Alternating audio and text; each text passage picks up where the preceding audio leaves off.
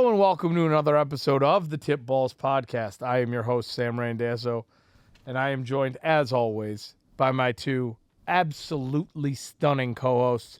To my right, it is the one and only Uncle Sam. Hello. I wanted to put a helmet on, but I couldn't find one to fit my head. Your head's too big. Anyway. You'd think with no hair it would just slide right on, though. That's a fucking big negative there. You need to lube your head up. Whoever told you that your helmet will fit your head because you're bald? You need to lube your head up a little bit better. And behind the computer, just as useful as always, it is Bruce, the tugboat, Venditti. Tugger nut. Wait, 80! What's up? Got the football helmet on. You got to say it. Okay, so you think with your hair, you have a pretty big head. So I do. With your head, with your hair. By the way, and the lack of his hair. I don't mean to bring this up right now. He's in the middle of a sentence. He does this every time I talk. With himself over here. He What does the it. fucking hell, dude? Stop touching. Why are yourself. you looking at Why are you looking there, dude? Why are you looking there? It's Why? eye view. No. That's sus. Why are you Eye looking view, down there? bud. Because I see you you're going always like looking this. you're always looking at him. I see you doing this. Because they're, I gotta position them right, dude. I'm sitting down. God help me. You're constantly looking at him and me. You're kind of sus on that. Anyway. Why are you looking at so much dong all the time? Listen, there ain't that much Avert dong your over eyes. there to look at, but Avert your eyes. anyway. What were you saying about my oversized head? Hold on. Yeah, you should be able to fit that helmet on there real easy there. Hair club for men. Small head. So Hair club for with the lack hair of club for young men anyway, in their 20s. Anyway, with your debauchery, You better start taking some with your protein hair stuff. and head size, and the lack of his hair, which is Who's talking? in head size, Look who's you talking. think he would be able to put a helmet on? I think I might have more hair than you, Bruce. If I actually let it grow out, I think No, I have more. if you took content of hair over the entire body, you definitely have more. Oh, absolutely. Yeah. I got enough hair on my 'cause back he to has, cover his Yeah, head. he's got back hair, weirdo. So, thank God the preseason is over. Thank you. Yeah, that was pretty ugly. That was ugly. For a lot of teams, it was ugly. So now we're in the bye week. That was week 4 of the preseason before we actually get real football starting next Thursday. So we're going to go through all the matchups next week, make our picks per usual in normal season form. Next Tuesday's episode will be a legitimate week 1 episode. So get ready for that because we have real football exactly 7 days away. No, 9 days away. My bad. I can't wait. Sorry. Obviously, that Thursday night matchup is going to be a great one between the Rams and the Bills, and we will preview it next week. But right now, 53-man roster cuts are happening as we speak. A lot have already happened today. There has been a lot of surprises. Some guys are hitting the PUP list, reserve list, whichever one it is, because they're pretty much both the exact same thing now. There's just a week difference. And there's a lot of names that are going to be out there and a lot of guys who got cut that are going to find new homes. But first and foremost, there's one we need to talk about that really crushed me this morning. The Lions cut Mr. Kennedy. What? You cut who? They cut Tom Kennedy. Really? They cut Julian Edelman reincarnate Tom Kennedy. They cut Tom Kennedy? That's a shame. Why? He's gonna go somewhere else and be a freaking. No, it's star. either that or they put him on the practice squad. No, it's gone. You're kidding me. Tom Kennedy is no more. Well, they did him a favor because I'm The sure legend somebody will of pick Tom him up. Kennedy. So And Tim Boyle.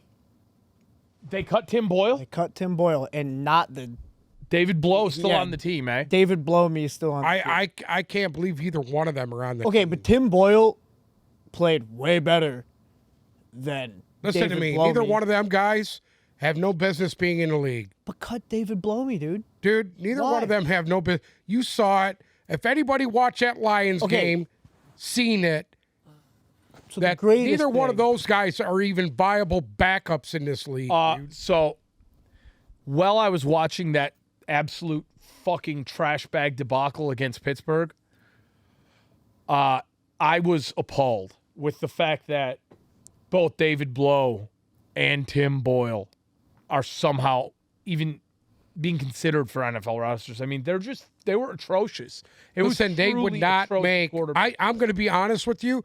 I don't think either one of them would be on an NFL roster if they were not on the Lions. Well, why? Why are they still here? Cut both. I don't get it. That's the best case scenario. Is cut Buck and Hey, Cam both. Newton's still out there. Do you need to sign this guy? Right, go. I mean, I'd have right there the ghost of Cam Newton. I've been Newton hearing with a Rudolph. broken leg would be more viable than either of them. I've been hearing Rudolph.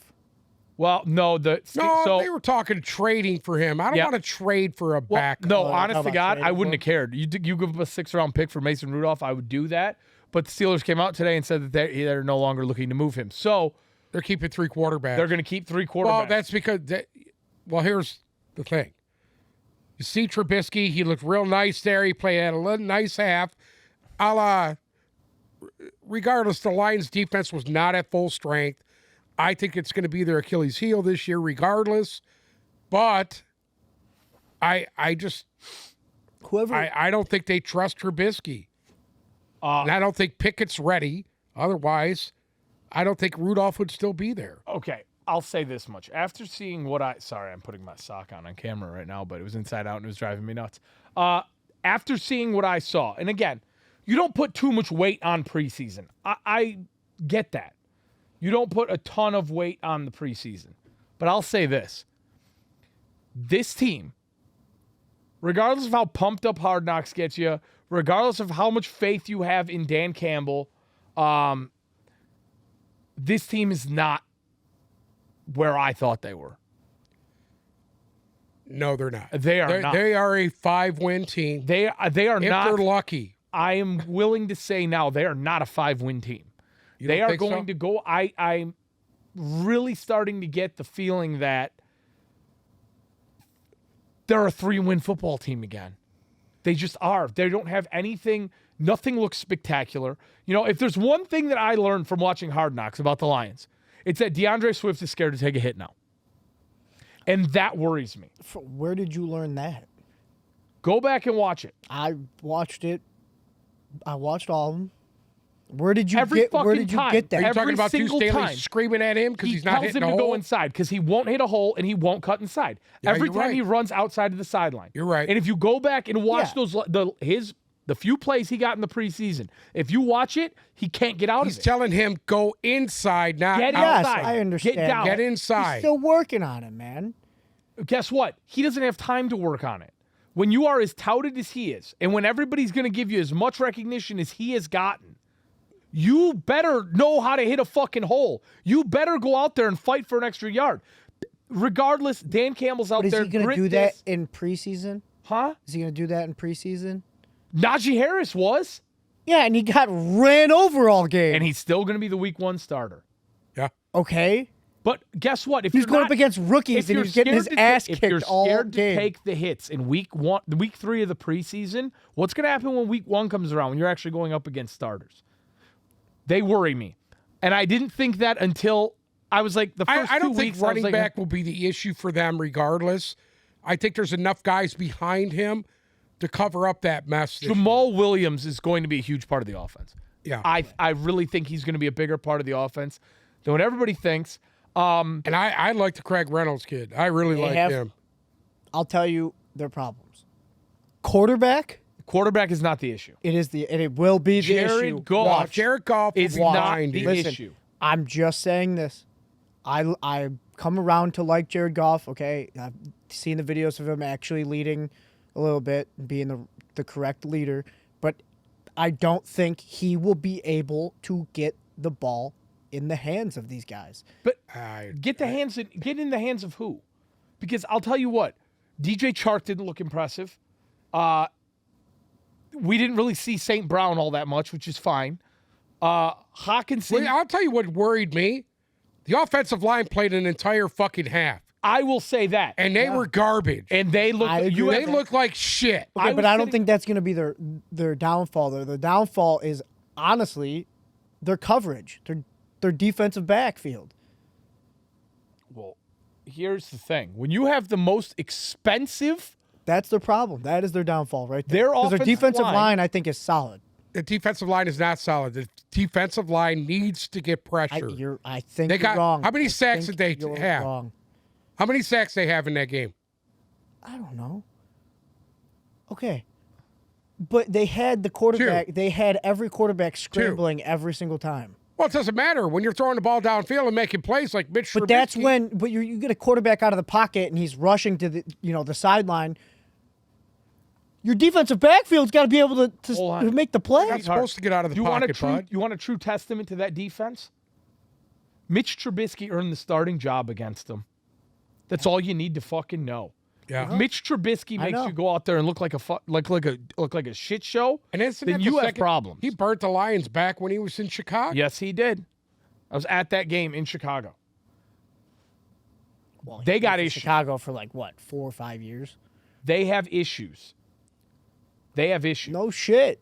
And The offensive line was supposed to be the strength of the team, and it did not look like it. I was watching that game, and at one point I said, "This is the most expensive offensive line in football." At one point, you got a 3rd and 15, and you run a fucking draw play to get a first down. I can't believe they weren't expecting like I told that. everybody else, I'm not making my assessment till week 3. Well, they're going to be 0-3 by week 3. Yeah, If they aren't, I don't care. Yeah. I want to see them actually go up you know against an what? opponent that will run and pass on them and bury them into the ground and see how they can take it. They're We're going going to to get that week 1. They're going to get absolutely pounded week 1. We'll see. Week 2 against Washington, though, which we need to shout out Brian Robinson, running back for the Commanders, who got shot over the R.I.P. weekend. He's alive. He's got released from the hospital R.I.P. today, so quick recovery. He's out Thoughts and prayers for him. Hopefully he comes back soon. Yeah, thoughts and prayers for him. He's already out of the hospital and on the road to recovery, so good for him. But if the Lions are going to win an early game, it's got to be against Washington. And I think that, again, if we talk about the Commanders a little bit, theirs is going to come down to quarterback play. Because I've said since last offseason, Carson Wentz is not the fucking answer. I actually think Heineke's better than him. I don't know how he got slotted to be the so starter. far through preseason, at least Heineke looked better than Wentz. I Yes. think Heineke is better. Absolutely. And I I don't like think it was Heineke. close. I would love to have him here. But let's talk about some other big cuts. The Bills cut tight end O.J. Howard, who just pretty much got What's going there. on with that, dude? Guy was a first-round pick, And, he can't stay with the team. Just Tampa traded him away. honestly, that, I think they've been utilizing him wrong. I think his strength, when he was at Alabama, he was a great pass catcher.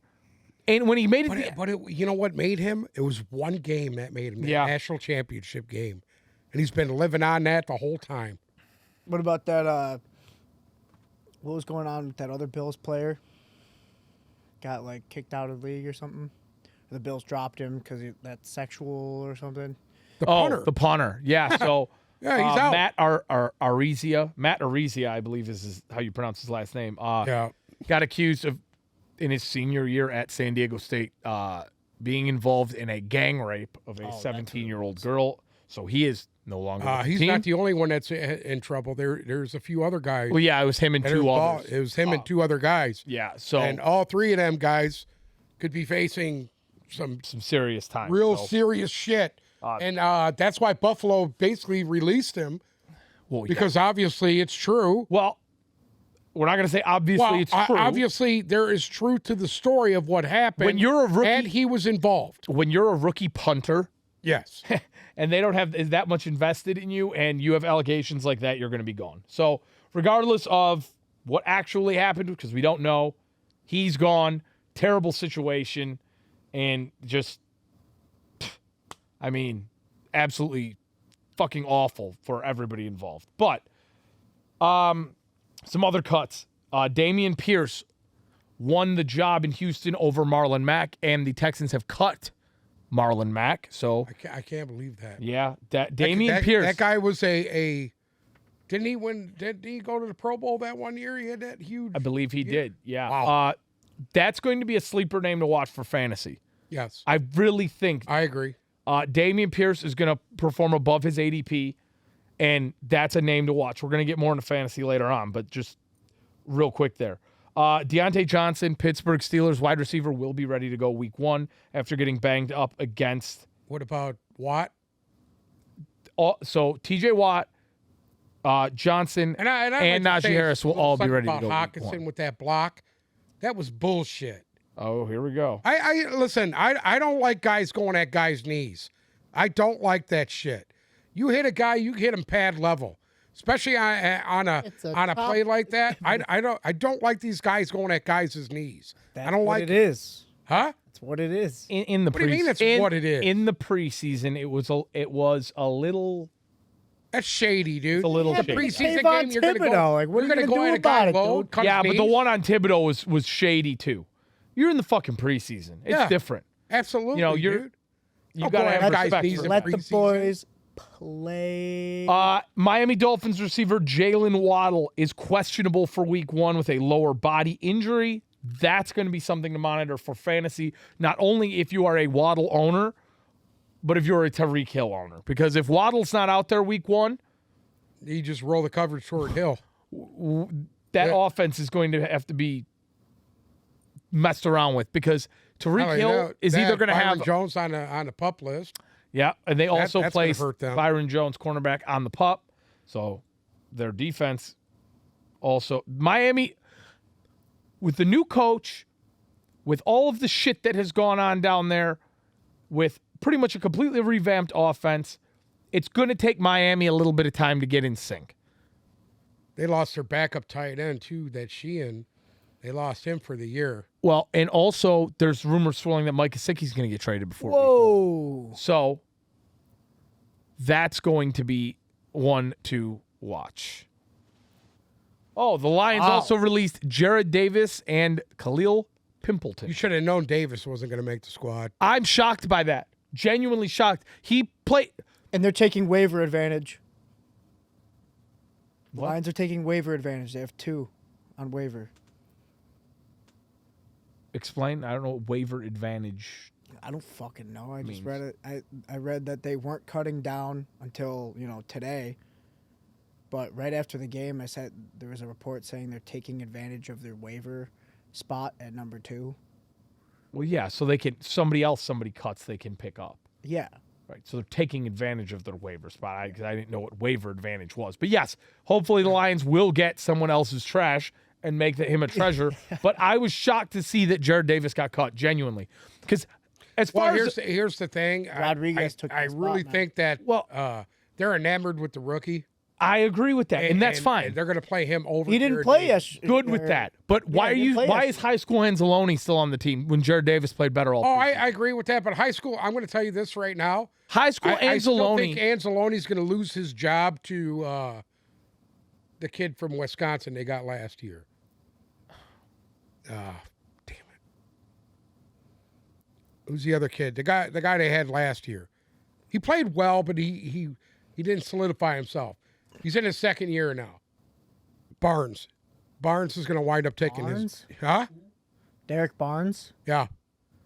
He's going to wind up taking Anzalone's job. He's not even... Oh, yeah, here. I don't think he's going to because Anzalone had to have blown Dan Campbell back in New Orleans because that's the only reason. Let me he's still tell on you a fucking something. team.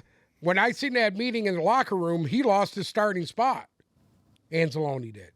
Well, He okay. was talking about him losing his spot. Malcolm Rodriguez took the world looked like by they were storm. talking about Jared Davis. They zoomed in on Jared Davis because he was looking right at him.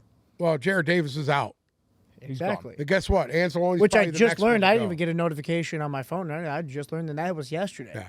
But Barnes is going to beat him out sooner or later. Here's one you're going to be happy about. Ronald Jones has earned a spot on the 53-man roster. Listen for to me. Kansas City. There is no doubt in my mind that he was going to be on the Kansas City Chiefs. There was no doubt in my mind. Did you see him in the last game? I was did not running watch hard that game. in between the tackles. He's going to be the guy there. Trust me. Trying to stop it. Uh, Why is this shit playing right now? Why don't you mute the computer, sweetheart? There we go. Okay. The Raiders cut running back Kenyon Drake last week, and he worked out with the Ravens today, and they are working on a contract now. Obviously, the biggest news over the weekend was that Jimmy Garoppolo signed a restructured one-year contract to remain with the 49ers, and he will be the backup to Trey Lance. I was shocked on that deal. They kind of pushed him out in the middle of nowhere, practicing by himself throughout training camp, and now you're deciding to keep him? Come on, dude. What is that? There was no takers. What are you going to do? One, I don't think there's any takers. And two, realistically, I don't think San Francisco wanted to trade him. You have the best backup in the league. Right. You have the best backup quarterback in the league. So if Trey Lance goes out there and either shits the bed or gets hurt, which could happen, you have the most viable number 2 guy in the league. So, and it's costing you pennies on the dollar. God bless. I mean, you got to pay him $6 million a year. Yeah. What kind of problem here to be the backup here? Yeah, so would I. $6 million a year. Yeah, and then if Jared Goff goes out there and lays a fucking egg.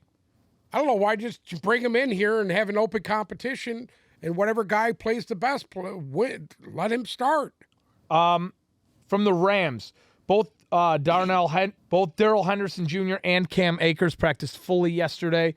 That's good news for them because both those guys finished last year banged up, and you didn't hear anything from them. See the practice where Aaron Donald. Well, we're getting to that. We're getting to that. Okay. Whoa. By the way, I there was another cut, and I was actually really shocked by it. Was right in front of your Miami face. cut Sony Michel. Huh? It's right there. We were getting there, but yes, Miami did cut Sonny Michel. I'm just shocked how I'm not a Super Bowl. I want to say he won MVP in that one Super Bowl. No, we went over this last week. He didn't? Not. No. When he scored 3 touchdowns? He didn't win the MVP. Oh, I thought he did. But I don't know how you can go from being the top guy at New England to getting traded to the Rams to not even making the squad there. Think about what you just said. What? You were the top guy in New England. And he got traded. Yeah, Bruce could go try out for the Patriots, be the top guy for 2 weeks. Where the guy was hurt. The guy, Cam Akers, was hurt. And got outplayed by Darrell Henderson. Got outplayed by the other guys. And then so he goes to Miami and can't even make the squad. What happens to Patriots players when they leave New England? They don't make the squad. Exactly. Except for Tom Brady. A.K.A. Stephen Ridley. The Sonny Michel thing, he had 3 really fucking talented guys in front of him. You have Myles Gaskin. You have Chase Edmonds. I mean, they had enough running back depth to where not all those guys were going to make the team. And Sonny Michel will end up somewhere else. Yes. I don't think he's just going to sit for, this season and not get picked up. Someone will pick him up. It might take a week or two until no. Yeah, he might wind up at Baltimore. Right, yeah, exactly. That's where everybody else goes. Jaguars wide receiver Laviska Shenault was traded to the Panthers. Now, I like that. Biggest Laviska Shenault believer going into last year. I loved him, and I know you remember this. I drafted him high in fantasy, loved everything about him. He has such bad luck there. I know. It's like he'll have a great game, and then he gets hurt. He was hurt. And then he can't see the field. He just was not a viable option for the Jaguars last year, whether it was injury, whether it was his play, all the above. In Carolina, I think he's going to have a lot more success. There's not as much talent. Anything. There. Right. I mean, and am I buying into him completely? No. But that's somebody, in my opinion, fantasy-wise, keep an eye on. Sleeper. Now, I'll say this. I don't have a lot of faith in the Carolina Panthers. I don't think they're a very good team. I actually think they're going to do a little bit better than what people think they are just because of this alone. The defense has playmakers on it. You know what? You are such a hypocrite. What are you talking about? You have gone on and on and on for the last 5 months talking about how stupid the Panthers were for decimating their defense. Whoa. I said I didn't like the fact that they lost my man that went to Philly. You should be happy because he's in Philly now. I'm happy about that. I'm really happy about that. But I think with him, Burns on one side and him on the other, that was just a duel that the first 7 weeks of the season last year, they were unstoppable. Well, don't buy into the Carolina Panthers after week 1. Well, Because what I'm I've telling heard you out of what Vegas is going right to now happen. is that the Tampa Bay Buccaneers are not even going to make the playoffs. Oh, That's what's coming out of Vegas right now. damn. That these guys have been talking so much garbage about And Tampa. Vegas is usually right. And you want to know the It's beautiful the injuries on the offensive line got everybody so scared right now that they're saying that they are not a 10-win football team. Well, you want to know what's beautiful about that? Yeah. So I was sitting on the toilet Okay. on Saturday evening, Dropping a nice Anyway, dropping a nice duty. a And- douche, a dookie. Duty. a deuce. Well, I said Deuce, dookie. Dropping dookie, a duty, deuce. whatever I you heard want to it. call it. I was taking a fat shit. And I'm watching, and obviously I've been following the Buccaneers Super Bowl odds on the Barstool Sports. So you're watching them just jump up and down. plummet. Yes.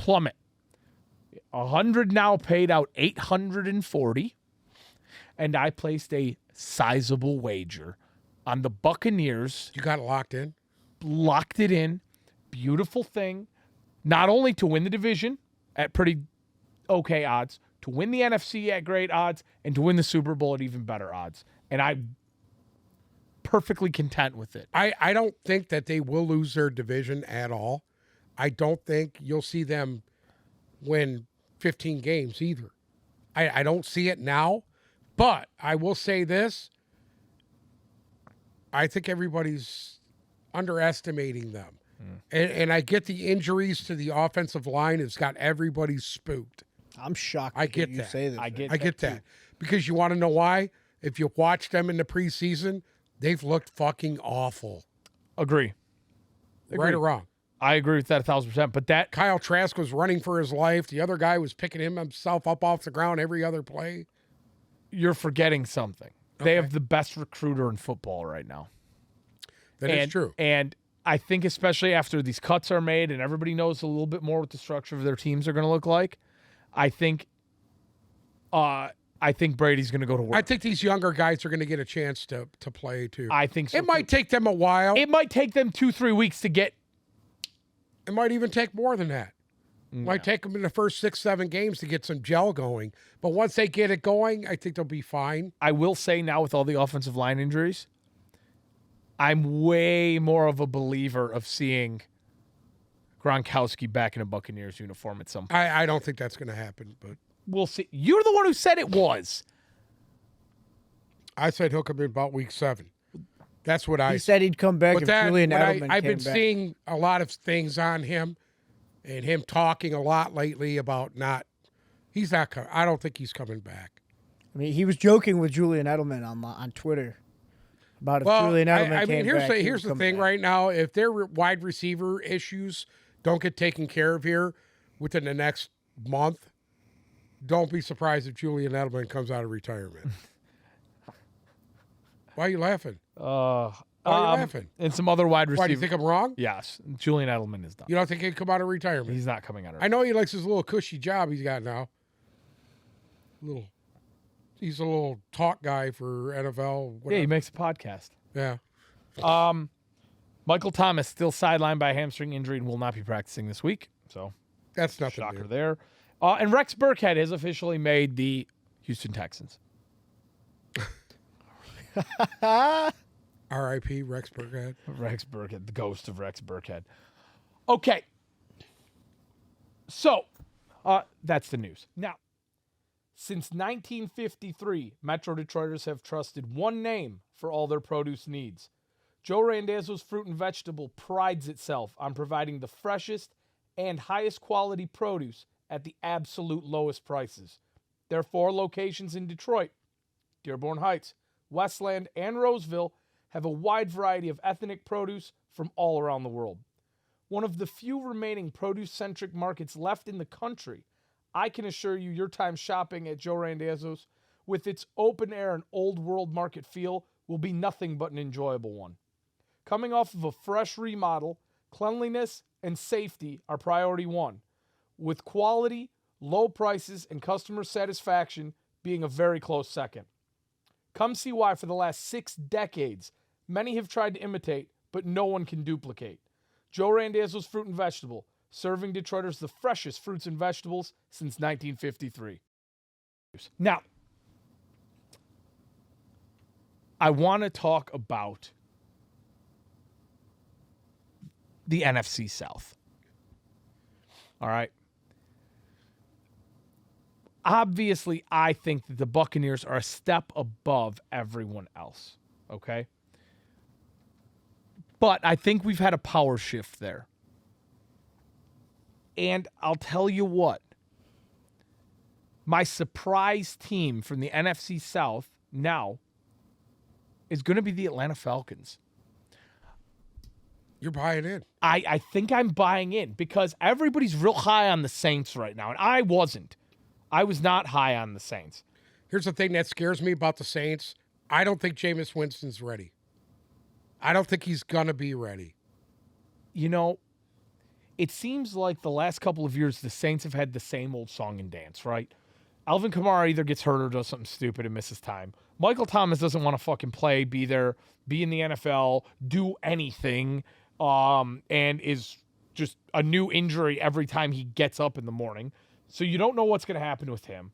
Obviously, losing Drew Brees was the equivalent of Pittsburgh losing Ben Roethlisberger, if not having a bigger impact. And that's a hurdle they still have not been able to get over. Sean Payton was one of the best coaches in the NFL at the time. He's gone.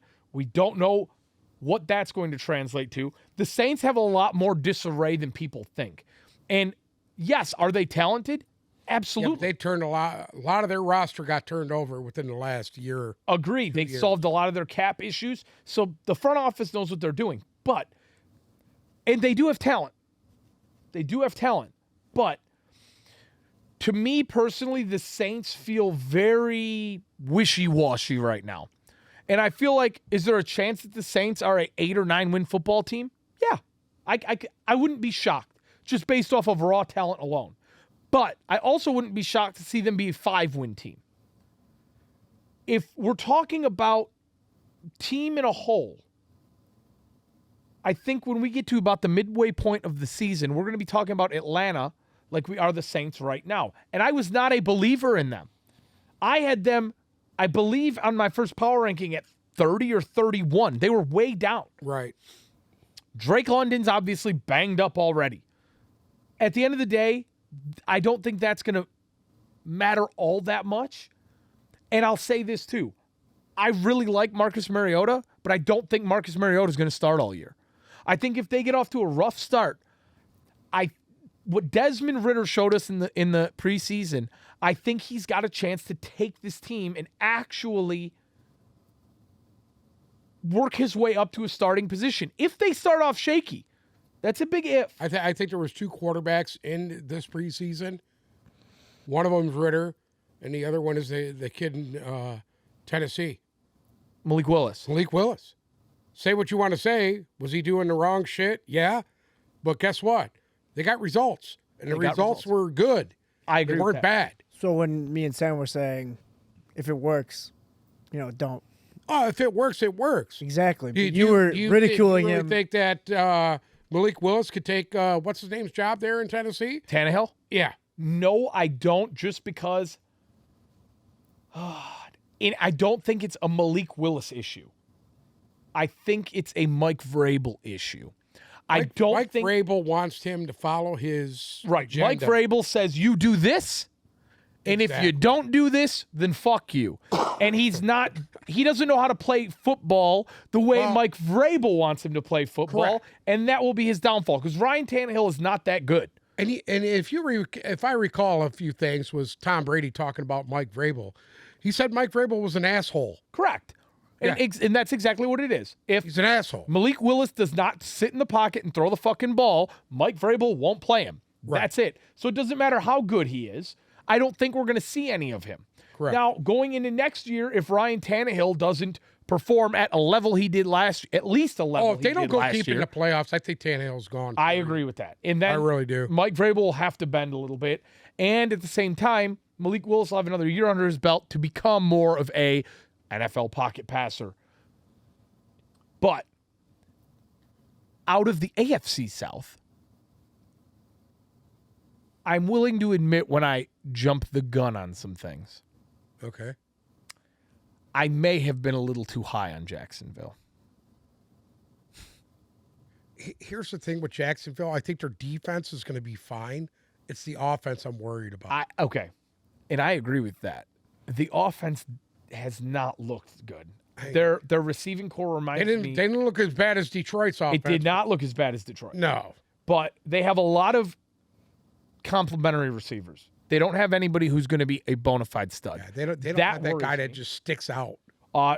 Etienne in his limited snaps did not look that good. Their offensive line. That's an offensive line issue. Their offensive these line. Teams that you see struggling in the preseason, it's all about the offensive line. line. Their offensive line looked Tampa. terrible. Their offensive line looked terrible. Roller skates. So the Jets, their offensive line looked like shit. Right now, I'm going to go back on my AFC South prediction. And as horrible it is for me to say this, I think the Colts might win the division. I think they might. Just based off. They have the most talent and the most structure out of them other teams. I mean, I don't think Matt Ryan's going to have to do too much. You know what I mean? No. Jonathan Taylor's going to get 30 touches a game. You just said it. He doesn't have to do much. Right. And they're going to be fine. They'll be okay. Do I think they're a deep playoff team? No. But I think the power's shifting in that division a little bit. I think Jonathan Taylor is going to take a little step back this year. He's not going to surprise people like he did last. But even if he takes a little step back, he'll still be top 3. Yeah. You know, I mean, and that's even if that's with a pretty big step back. But Tennessee's going to be good, but for some reason, Tennessee is going to be very good if Treylon Burks is what we think he is. Yeah, he's got to be the guy there. He has to be. If he's not A.J. Brown, they're in trouble. They're in trouble. And Robert Woods will be a great number 2. Yeah. He'll be right there to Robert Woods will be your consistency and your security. Treylon Burks has to be your explosion. If Treylon Burks can be the explosion that we think he is, i.e. Michael Pittman for the Colts, then you're going to have a very tight division between those two, and it's going to come down to whichever team can play better defense. The Texans off? Yeah, Texans are fucking shit show. Yeah? Will they win 5 games? No. I don't think so. I don't think so either. But, again, I have a lot of faith in Dameon Pierce to have a good year because I think Davis Mills this will be his last year as a starter in the NFL. But I want to talk about the NFC North real quick. I think you're going to have 2 battles in the NFC North. I think you're going to have Chicago and Detroit battling it out for who could possibly be worse. And I think the vanilla pudding might be a little bit better than I had originally thought. I kind of like the way the Vikings have built I don't like their roster, but I understand it a little bit now. Okay. I have an understanding for what they're doing. I love the fact that Mike Zimmer is gone. I'll say that. They've revamped their whole defense. All them guys that were aging are all gone. They're gone. They cleaned house on defense. Kirk Cousins, as much as I hate him, and I don't like watching him play football, and I think he is overpaid, and he is like toasting a piece of Wonder Bread and not putting anything on it. He will be consistent as always. And if you look at it, if Thielen stays healthy, if Justin Jefferson does what he can do, and Dalvin Cook can play at least 10 or 11 games, they'll win 10 games. So that led me to my next thought. Do I think Green Bay is an 11 or 12 win football team? Because in reality, that's what it'll take to beat out Minnesota. And I don't know if the answer to that question is yes. You have to take some psychedelics first before you talk about that. Well, Aaron Rodgers was on Joe Rogan this week. Okay. And he talked about how he plays games all loaded up on Percocet. Okay. And so Do you think Green Bay is an 11 or 12 win team? No, I've watched them in the preseason, and I'm going to say this once again. I think if Aaron Rodgers leaves there, they're totally screwed. Aaron Rodgers didn't leave. He's there. So Yes. with Aaron Rodgers I there, don't think so. I don't think so either. I don't think them or Minnesota. I think it's going to be a game over 500 is going to win their division. 10 realistically, 17 games. I think 10-7 wins their division. So between I don't Minnesota, even think that will. I think 9-8. 9-8? division. I think Minnesota and Green Bay are both 10-win teams at this point. Now, the biggest question is, which one of them is going to just have the one-step advantage? Which one's going to be the 11-win team or the 10-win whoever team? can beat each other when they're playing. Their series is going to probably win the division. I think so, too. Because obviously we know Chicago is is dog shit on a I shoe. actually thought that Justin Fields looked pretty good. The last game I told you. I told what? you that I said everybody he needs looked to hold pretty their good. breath for a minute because he might be pretty good. Second teamers, but Okay, here's a question for you. Right now, if you could pick Justin Fields or Trey Lance to be your starting quarterback, who would you pick? I'm just not a Trey Lance guy, dude. I'm not sold on him, dude. I would take Justin Fields. Yeah. I would. I don't know Here's why, the but thing. I Justin would. Fields gets to a Fields point, better. though, where all he does is he gets one-dimensional. And as soon as he starts running around, he tries to be Pat Mahomes, he's done. He's done. He's trying to be cute. I agree You with can't try to be cute. Look at Kyler Murray tried to be cute last year in the playoffs. You see what happened to him. that. Right. Yeah. He got lucky he didn't get carried off the field. He's playing too much Madden. Yeah. Jumping to the AFC West real quick. So this is the division we've talked about probably the most on this show. And whoever we think could end up in first could end up in fourth, and whoever we think is going to finish last could end up in first, and they're all going to be one game different, and it's the tightest division and the best division ever in football. And I am willing now to admit I think we were a little bit off because I think I know now going into this year where each team stands. I think you are going to have an absolute fucking battle between the Chargers and Kansas City. I think Denver will be one step below them, and I think Las Vegas will be one step below them. Now, again, I don't think there's too much separation here still, but I think there's more separation than we had originally thought. I don't think Vegas is on the same level as Kansas City or I'll Chargers. tell you what I've seen so far out of Vegas, I actually like. I agree. I love what Josh McDaniels is doing there, dude. And I like how they're rotating their players in. They're giving everybody opportune time to play, to evaluate what they have there. Right. And I like what they've been doing. I like their defense. I like their offense. I think Derek Carr has a chance to really put up some really good numbers. When's the last time Derek Carr's had a receiving core like he has right now? Never. I mean, come on, he's never had that. Never. Give this kid a chance. You know, is he elite? Is he an elite quarterback? No, but can he be really good? Yes. Sometimes that's all you need.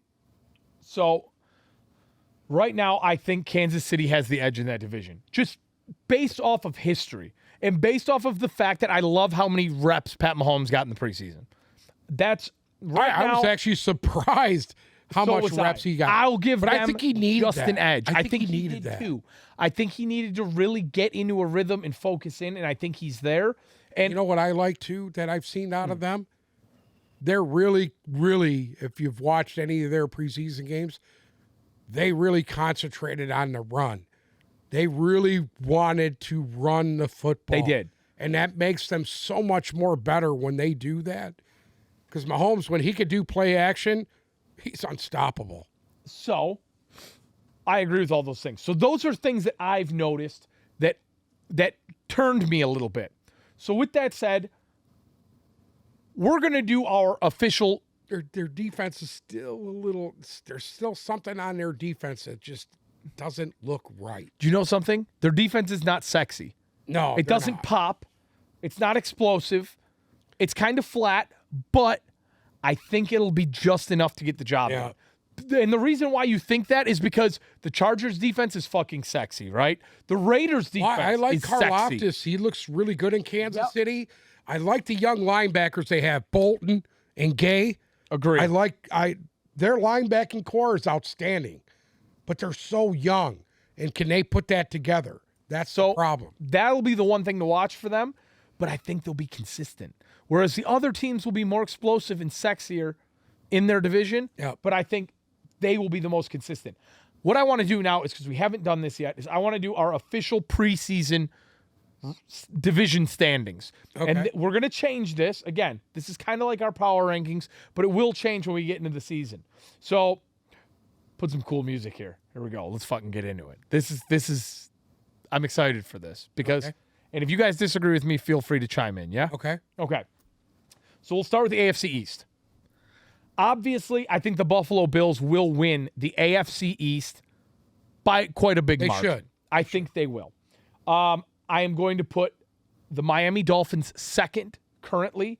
I think they have the most explosive offense outside of Buffalo, probably.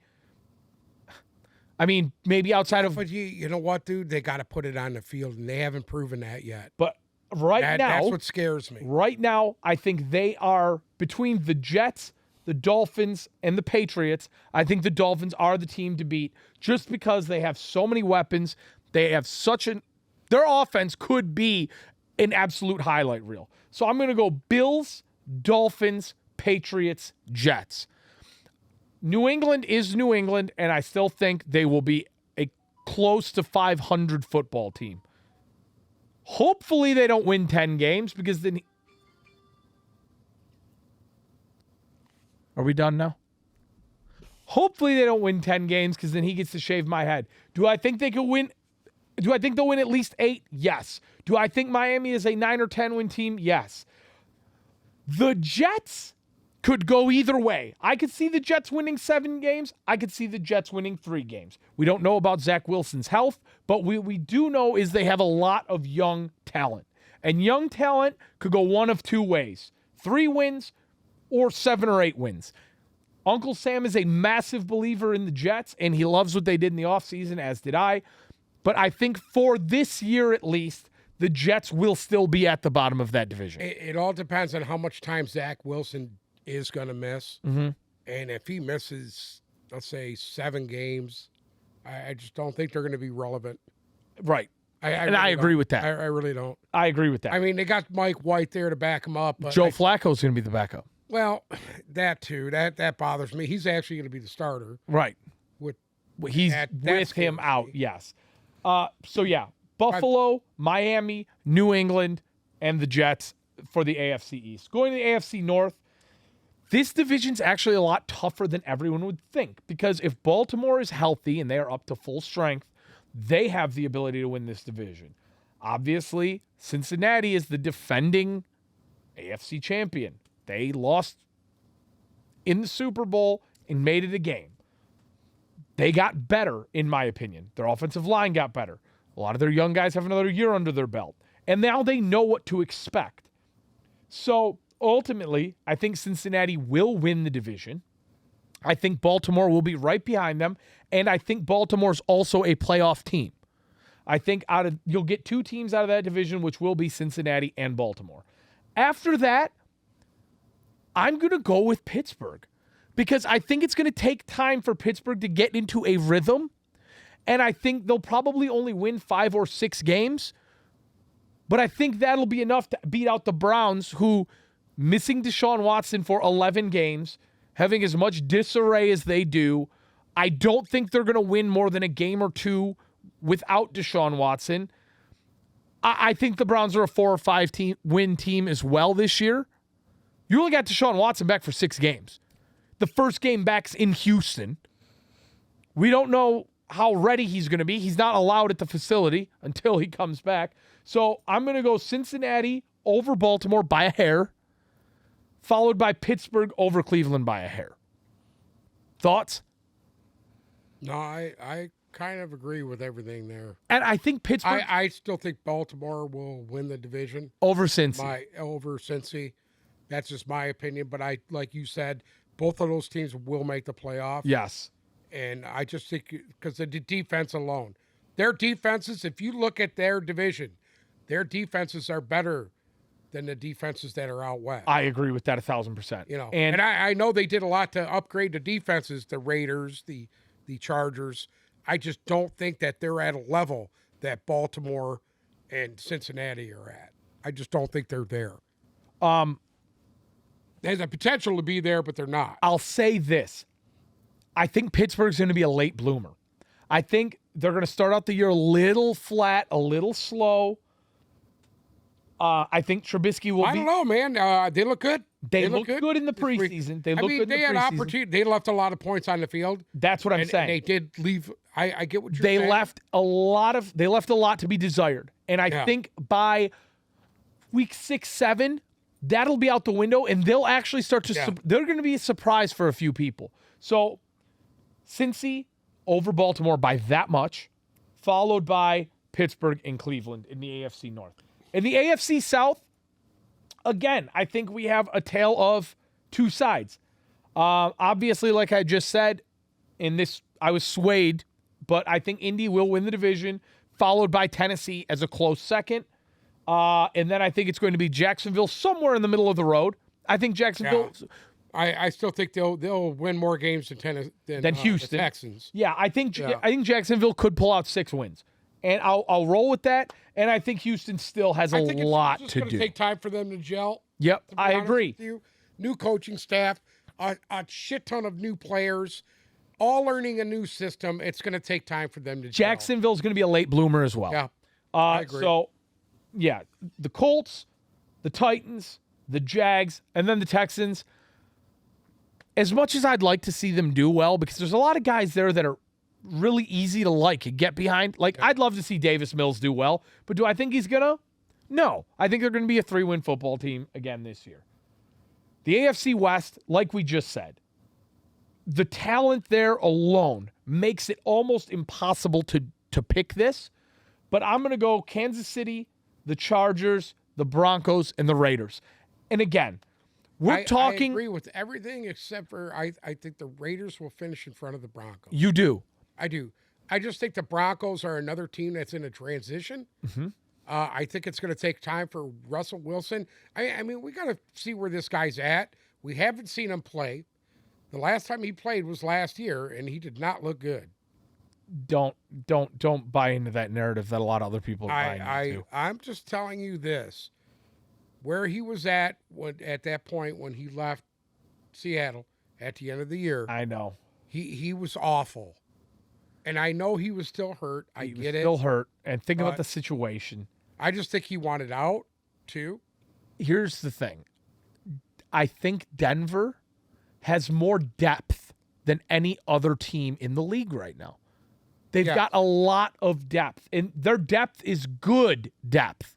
Like, they have talent across the entire depth chart. And I think as the season progresses, that's where they might pull ahead over Vegas by a game or 2. Like, I still think that division is going to be decided everybody by 3 games. I don't think you're going to have one team win 6 games and one team win 12 games. I think they're all going to be somewhere between 9 and 11 wins across the board. So it's going to be tight still, but I think Kansas City has the edge. Just based on sheer talent alone, the Chargers will be 2. And you make a very good point. Because if Russell comes out like last year, then yeah. If he comes out Derek Carr will take it. And this is what scares me. This is when guys don't get a lot of reps. You know, coming off an injury. You got a whole new receiving core. The guys that he's been used to for the last... There's no Lockett here.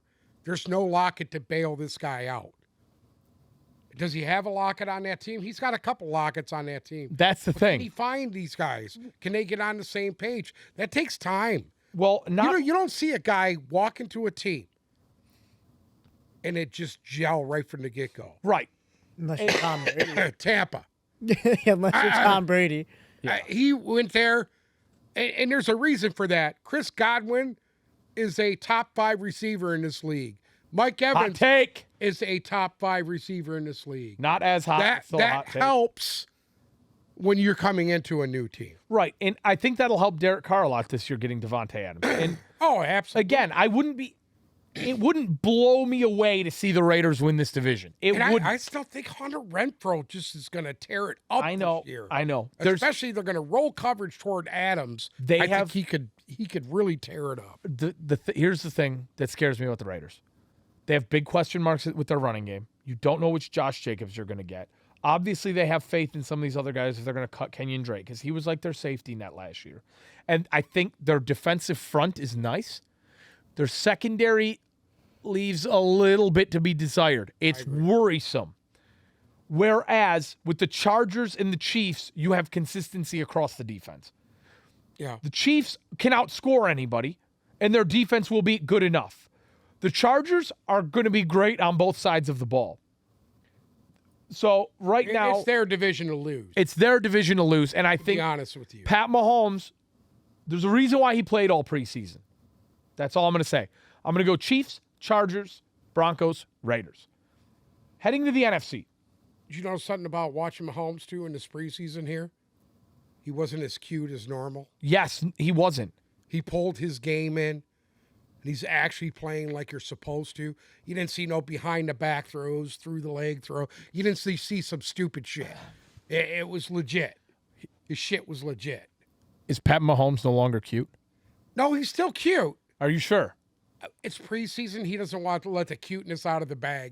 He doesn't want everybody to see how cute he doesn't want everybody to see the bag full of cuteness. NFC East. Oh, God. Philly won. Really? Absolutely. So you're drinking the Kool-Aid with me? Well, who the fuck? Dallas? What are you going to Dallas? Dallas put 40 points up in a game here not too long ago. Big fucking deal. Yeah. Philly won. Preseason. Dallas 2.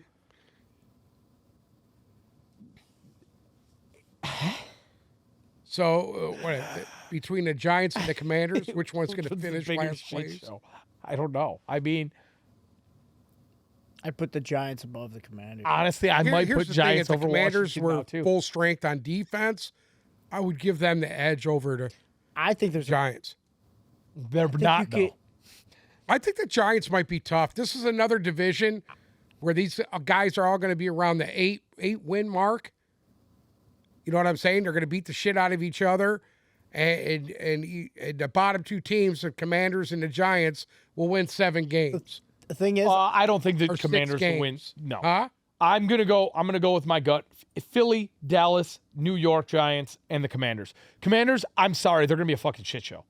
They're gonna be a shit show. They're gonna be a 3 or 4 win team. They got some talent. The Giants will be a 5. They have talent, but they don't know how to utilize it right now. They're a shit show. They're gonna be a 3 or 4 win team. New York will be a 5 or 6 win team. Dallas will be an 8 or 9 win team, and Philly will be a 10 or 11 win team. I think you could see Saquon playing pretty much all season.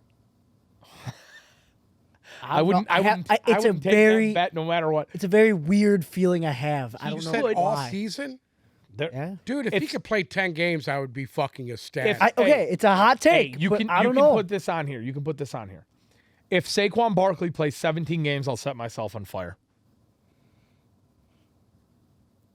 You can douse me in gasoline and set me on fire. If he plays 17 games, we're gonna put your nuts on your flat iron outside. That's fine. Done. Done. I will Blackstone griddle my nutsack if Saquon Barkley plays 17 games. I don't know why. I just have a weird feeling. The NFC South. Obviously, I think Tampa Bay is going to finish 1. I'm going to still keep the Saints 2, even though I really, really like Atlanta. I think the Saints in Atlanta are going to finish. Depending how long it takes Jameis Winston to come back from this ankle deal, I'm actually going to put Atlanta in front of them. Well, I think Atlanta's going to be a surprise team. I think you're right. I mean, I just convinced myself that Atlanta was the surprise team, and then somehow I convinced myself that I think New Orleans might edge them out by a game. New Orleans has more talent than they do. Just put a question mark. They should. Right, we'll put a question mark there. But it's how good is Winston gonna play?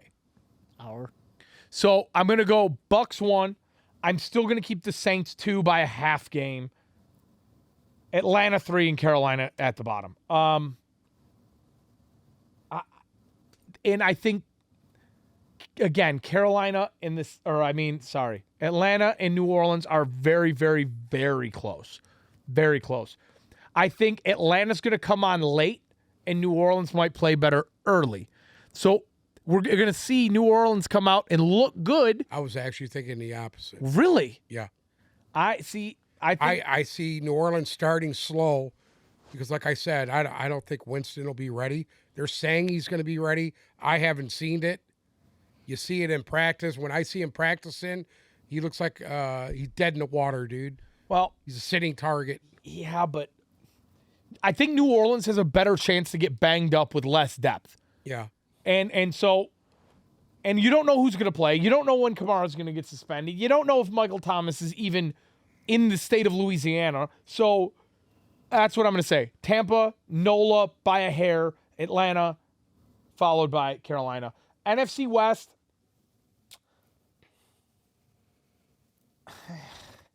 Yeah, I mean, you got to keep the Rams at number one, right? Yeah. Super Bowl champions. I don't think there's going to be that much fall off. I don't think they're going to be as powerful as last year, but I think they're still going to be. I mean, obviously the NFC is going to run through them. Based on sheer rostered talent alone, I'm going to put San Francisco number 2. Because San Francisco, to me, and we haven't talked about them much, and that's me dropping the ball, because I have a lot of thoughts about the 49ers. They could be one of two things. They could be the biggest surprise in the NFL, or they could be the biggest letdown. It could go one of two complete ways.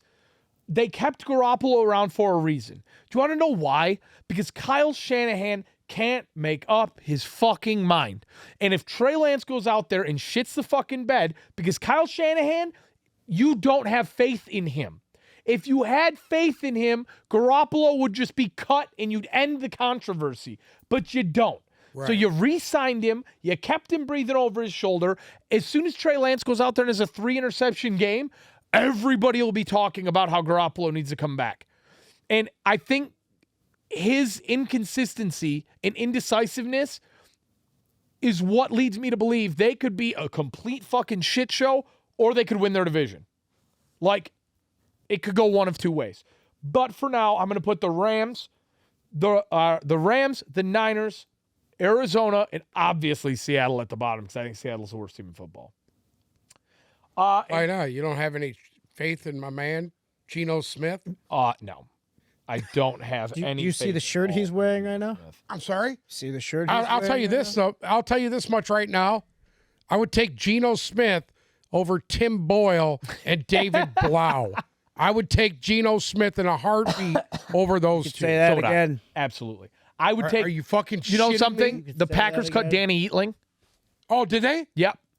If you are the Lions, sign them. Sign them. Get rid of these two clowns that are here. Hey, nothing against them. They're nice guys. Yeah, great. I see them on Hard Knocks. Yeah. Hey, all the power to you. Sign his wife. Sign David Blau's wife. Yeah, have her At play least she quarterback. runs better than he does. Yeah, exactly. NFC North. I mean, we already know. Right now, today, I'm going to pick Minnesota to win the division. I'm going to take Green Bay. I'm going to put Green Bay. I think Green Bay did enough defensively to where they should be the team. They should be the team this year in this division. I'll say this. If you're Minnesota and you want a shot to win this division, you better do it this year. Yeah. Because as soon as you give Aaron Rodgers an entire season and another offseason with these young rookie receivers, you might have a situation where very, very, very quickly, one of those rookies that got drafted this year is the next fucking Devontae Adams. And then you have a situation on your hands where you got another 3 years of no chance. And I like what their coach did. Quay Walker and Devontae Wyatt I agree. both played a lot of snaps in these preseasons to get them ready. I think that's good. I still think Aaron Rodgers is a very, very unique individual, and it's going him more so than the rest of them. It's going to take him time to trust these guys, get acclimated with these guys, and gain the rapport. So I think Green Bay is going to be a late burner as well, but I'm going to give the edge to Minnesota by a literal hair, followed by Green Bay. And then I don't know fucking why I'm going to do this, but I'm going to put the Lions in third and the Bears in fourth. And again, I don't agree with that. I think the Bears will probably win more games than Detroit. You think? No, I'm not trying to sugarcoat it, dude. I still know what their Achilles heel is. We seen it in the last game. They didn't exploit it, which kind of surprised me. Was they were trying to take Najee Harris and these little off-tackle outside runs against a team that is fast. They're small, but they're fast. Instead of lining it up and punching them in the mouth, they were trying to get cute. And I still didn't understand why Tomlinson was doing that, but I get what he was trying to do. He's trying to teach these guys to get out, to get at the blocks for the outside. But they could have lined it up and put it right down Detroit's throat, and they didn't. And it kind of shocked me. Well, because the few plays they ran inside popped. They popped big. Week 1 against that Philly defense, we're going to know everything we need to know. And if Philadelphia, a team with a pretty weak core of running backs, yes, if they run all over the Lions, you know everything you need to know week 1. Yeah, you'll know. You'll know. They got a back that goes over 100 yards. Done. And I'm not shitting you. Yeah, if Miles Sanders goes out there and runs back that goes over 100 yards that week 1, that'll tell you that's just the setting for an awful year. Fuck it. An awful year. I picked up my Miles Sanders card in Ultimate Team. No, not to say that Miles Sanders is some kind of scrub. He's not. He's good. He's not Barry Sanders. We know this. Is he a great little shifty guy? Yeah. But if he goes over 100 yards on them, what do you think these other guys are going to do to them? The guys in division. What do you think Aaron Jones is going to do against them? Oh, God. You know? Come on, man. You see what he did to him last year, no?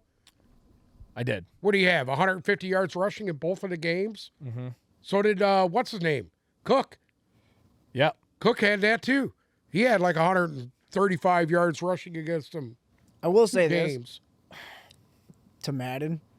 Oh, yeah. Madden 23 came out. I don't know what it is because a 80 overall Leonard Fournette plays like shit compared to an 83-year-old overall Miles Sanders. What do you mean? You ever played Ultimate Team? I haven't played Madden yet. No. Yeah, but you know what Ultimate Team is. Yes. Yeah.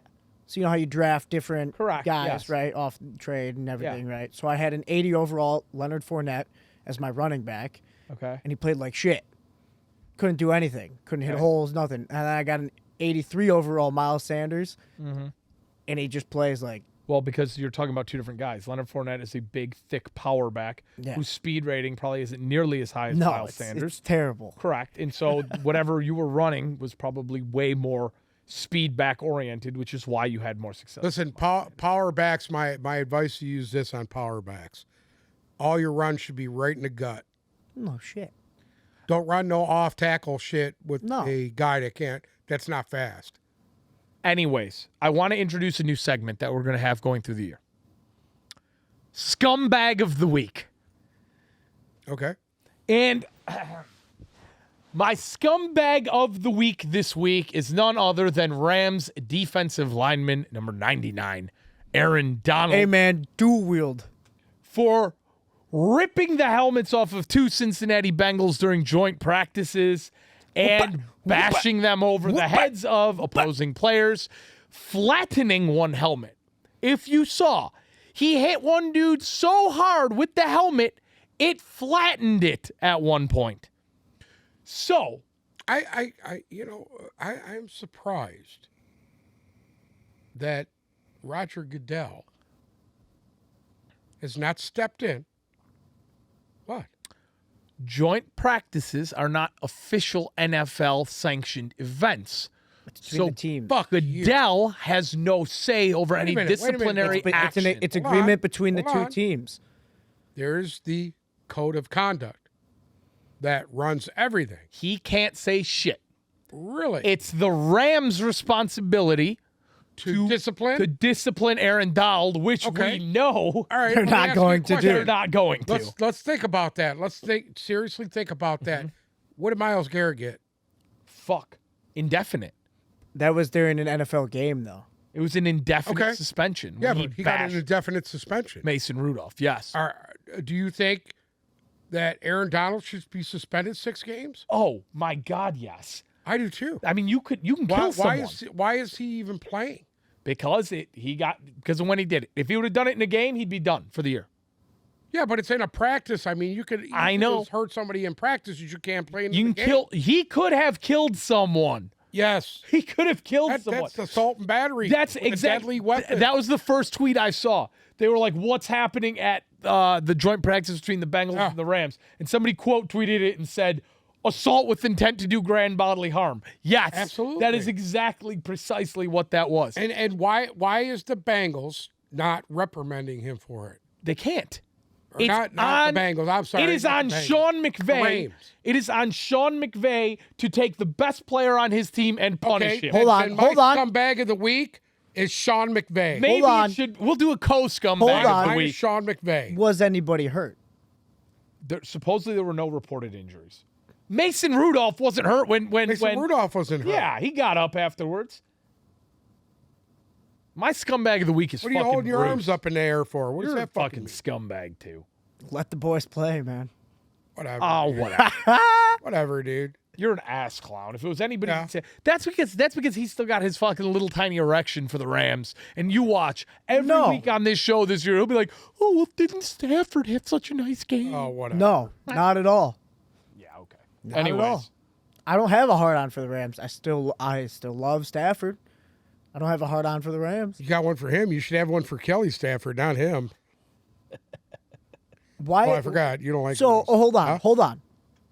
So when he bends over backwards for Tom Brady, you don't say, "Oh, well, he should be bending over backwards for Giselle." Who bent over backwards for Tom Brady? Him, Sam. What are you talking about? huh? You're saying because I like Stafford, I should be liking Kelly. You make that joke every time. I should be like, "Oh, Kelly Stafford." You should be saying that about Giselle. What do you mean she's ugly? Who? Giselle's ugly? Yes. Giselle. Thank you guys so much for listening to another episode of the Tip Balls Podcast. Join us next week as we break down all the upcoming action in week 1 of the NFL season. God, the wait is finally over. If you haven't, make sure you're following us on Instagram at TipBalls and Twitter at TipBalls. Twitter will be the place where we will update you on everything happening in the NFL, cuts, trades, and any piece of news. You can find it there. Our Instagram is the place where we share all of our power rankings, our Fab Fives of all 32 teams, and some other fun NFL-based content as well. Also, we are on TikTok. At Tip Balls Podcast is how you can find us. And guess what? Bruce is constantly working on some incredible content there. So please check us out. Make sure you're following our socials. And if you're listening to us on Spotify and Apple Podcasts, you can watch us on YouTube. Search for Tipped Balls and subscribe to get updated every time a new episode comes out. And if you're watching us, you know how to find us on Spotify or Apple Podcasts. Thank you guys so much for listening. 2 episodes a week coming at you all regular season. A special fantasy episode as well. Get ready. It's going to be fun.